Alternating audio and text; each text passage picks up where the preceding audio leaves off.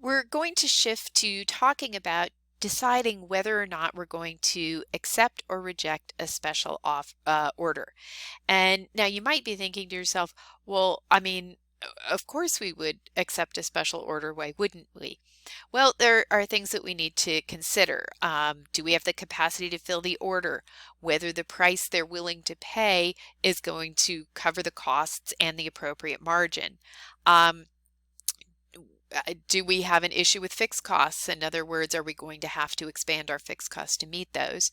Qualitative factors, which I'll talk about in a minute, and there's some antitrust type stuff, which I don't even know why they put in here, but I'm not going to go into it much. So we've got our normal capacity, which is what they're going to be able to produce regardless of whether or not they take on the special order. And we're going to look at that in the context of an example. We've got Franco Inc., and they produce dental office examination chairs. They have the capacity to produce 5,000 chairs a year, but they're only producing 4,000 a year. Their chairs retail for $2,800, and the cost to produce a single chair, their direct materials $750, direct labor $600, variable overhead $300, and then their fixed overhead is $1,350,000, and they are able to cover their fixed overhead by selling the first 3,000 chairs. So Franco's got an offer to produce a special order from Ganem Inc., and they want to buy 800 chairs for $1,800. Now, Franco can normally retail his own chairs for $2,800.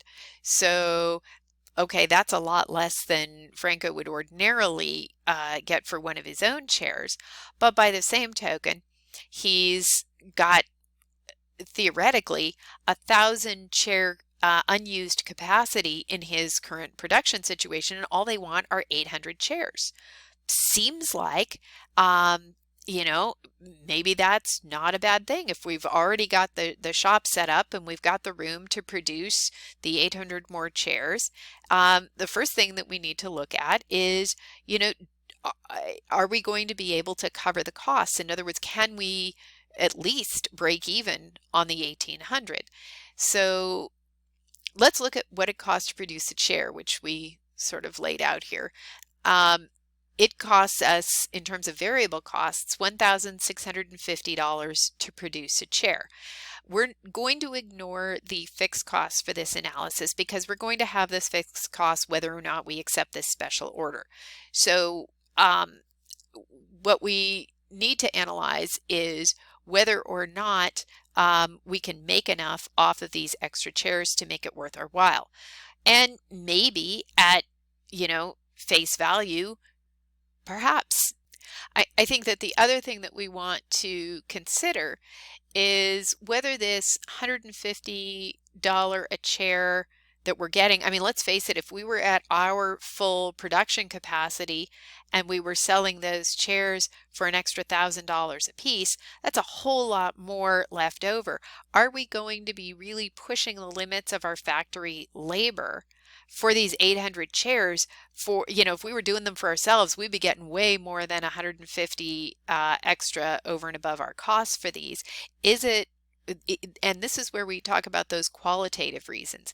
Is it really worth pushing our production team to do this for only $150 a chair extra? And you kind of have to be the judge. But now let's look at this same scenario, but instead assume that we are already at our production capacity. So now, in order to produce these 800 additional chairs, we're going to have to incur some costs. And this is going to include adding another shift to be able to, even and just for a temporary basis, do this extra chair run. So we're going to need an additional production supervisor and $70,000 in additional costs. And this has nothing to do with the materials. This is just the cost of adding the capacity to have the manufacturing space to do this. So this $160,000 in costs, over 800 chairs, it's going to cost us $200 a chair in additional costs if we're already at our capacity to do this. If we're only making $150 on every chair, we actually go in the hole by agreeing to accept this special order. So this would be a case where both for quantitative reasons and qualitative reasons, it would make no sense to accept this special order.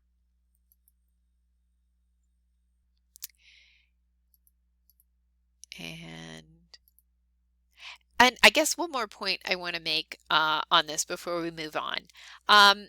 Yes, we're absolutely losing money. Can you think of a scenario where we might want to accept this order even though we might be losing some money? Well, maybe. There may be instances where we think that they're going to give us this as maybe just sort of a test to see how we how we manage this, and there may be a promise of future orders. So it might be worth it to invest a little bit in this process if there's a future promise. Do we want to keep this from going to one of our competitors, perhaps? Maybe we do. Maybe it's worth it for us to keep all of the business coming to us and not run the risk that somebody's going to take this to a competitor and then give a competitor much more business. So next we're going to talk about outsourcing. Does it make sense to manufacture it ourselves or do it in-house versus sending it out? And this could be parts, this could be services. And the services example they give here is a particularly good one because this is one that I certainly run into, and I know lots of small business owners run into, which is at what point does it make sense to hire a payroll service and have your payroll produced someplace externally and have the paychecks dealt with and the taxes dealt with versus paying for your own, having your own bookkeeper do that. And so, again, there is a convenience factor involved, which is where we would start to assess it from a qualitative standpoint, but there's certainly quantitative considerations too. If it's going to cost more to bring a bookkeeper in every other week just to run payroll versus maybe having the bookkeeper come once a month and just do all of the end of the month stuff, then maybe having the payroll service pays for itself. So, I mean, those are the kind of analyses that a company has to do. Let's look at another example. We've got Thermal Mugs Inc., and they've got leak-proof personal drink carriers. And they are able to maintain its temperature for 6 hours. It's got a new lid that will allow for easier drinking and pouring, and the new lid is $2.19.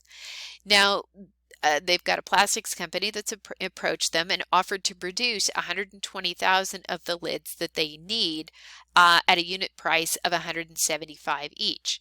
So sounds like a good deal, maybe.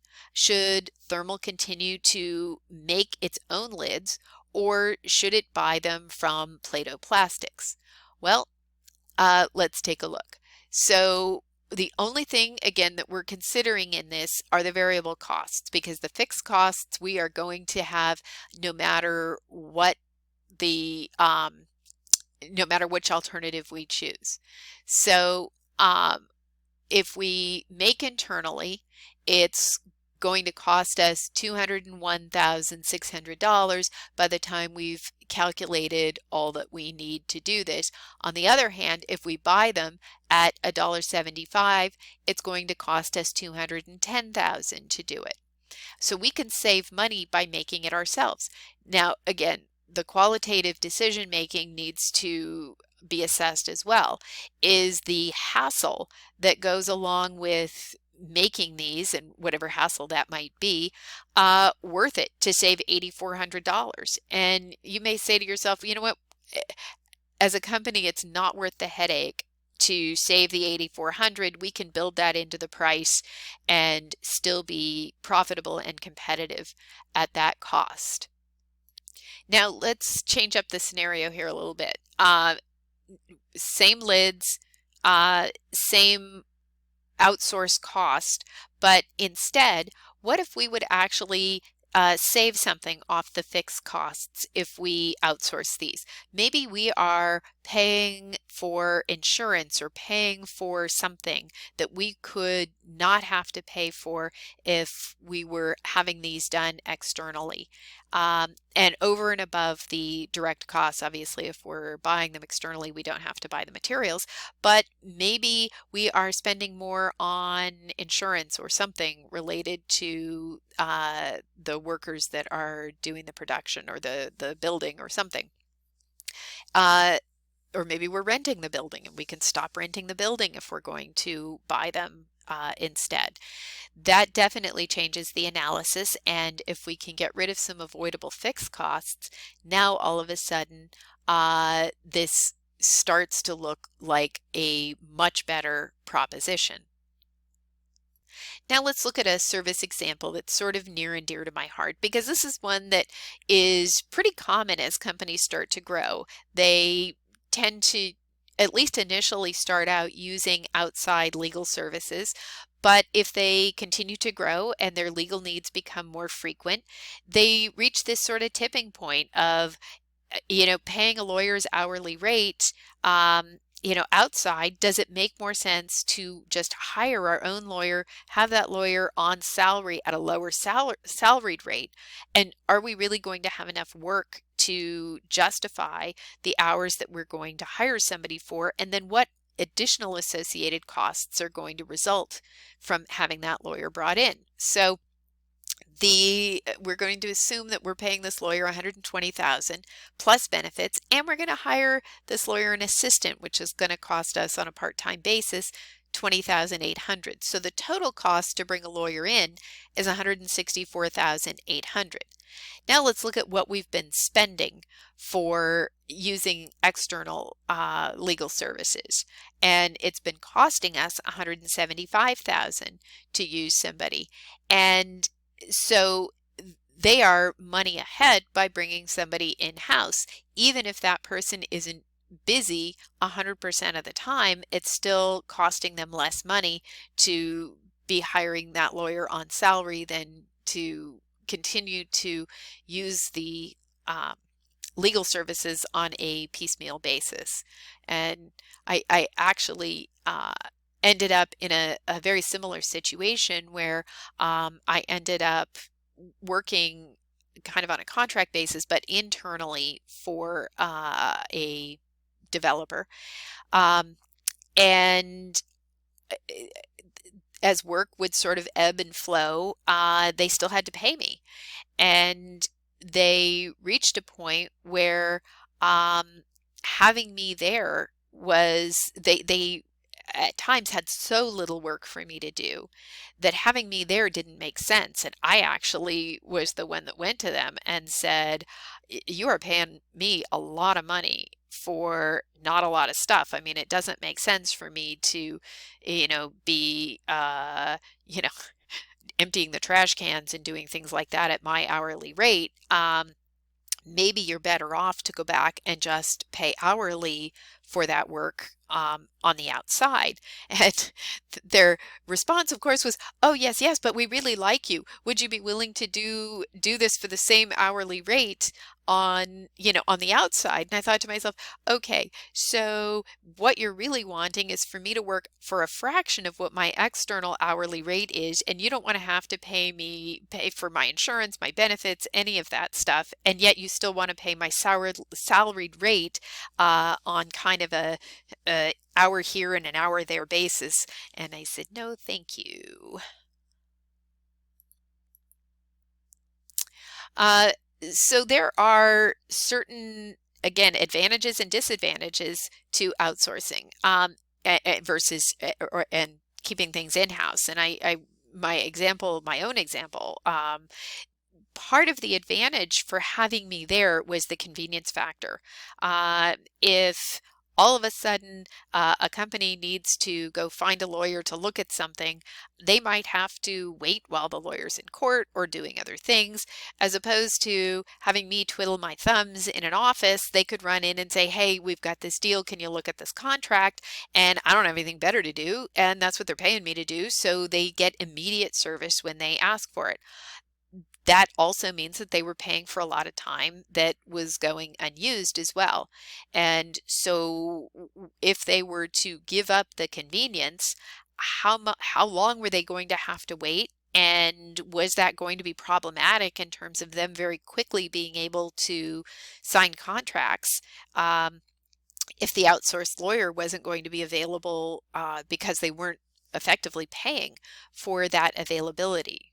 So again, it isn't, there are advantages and disadvantages to both, and it's really important to do that analysis.